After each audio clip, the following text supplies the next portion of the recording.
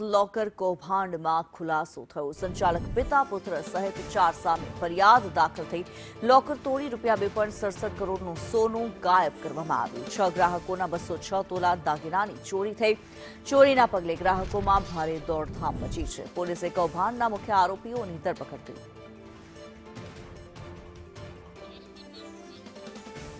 મનીષ પરમાર વધુ વિગતો સાથે જોડાયેલા છે। જી મનીષ। બિલકુલ વાત કરીએ તો સુરતના સિંગણપોર વિસ્તારની અંદર જે આ સેફવોલ આવેલું છે તેની અંદર કરોડો રૂપિયાના સોના એટલે કહેવાય કે દાગીનાઓ છે તે સગે વગે કરી ગયા હતા। લોકોએ છે તે આ દાગીના સેફની અંદર મૂક્યા હતા, પરંતુ તેને બારોબાર જે વેચી માર્યા હતા અને છેવટે નક્ષત્ર સેફના જે માલિક છે તેની અંદર ફરિયાદ દાખલ થઈ છે। આ સમગ્ર મામલે જે કાવતરું વેચ્યું હોય એ પ્રમાણેની જે ફરિયાદ દાખલ કરવામાં આવી છે। આશરે 2.76 કરોડ રૂપિયાના જે 206 તોલા સોનું છે તે ગાયબ કરી દેવામાં આવ્યું છે।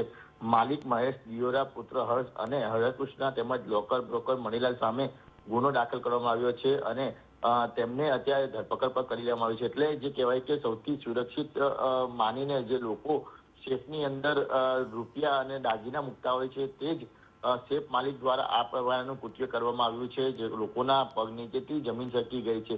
સાથે જ વાત કરીએ તો આ જે ખબર છે તે વાયુ વેગે પરસતા જે વરાછા વિસ્તારની જે નક્ષત્ર શેપ વોલ છે ત્યાં આગળ પણ લોકોએ દોડધામ મચાવી હતી અને જે કહેવાય કે પોતાના દાગીના પરત લેવાની માંગ કરી હતી। સમગ્ર મામલાને લઈને પોલીસ છે તેનો કાફલો પણ ત્યાં ખડકી દેવામાં આવ્યો। હાલ તમામ મામલે અત્યારે જે કહેવાય કે આ જે માલિક છે તેઓની ધરપકડ કરી લેવામાં આવી છે અને વધુ તપાસ હાથ ધરવામાં આવી છે અને સીસીટીવી ફૂટેજ પણ ખંગારવામાં આવી રહ્યા છે।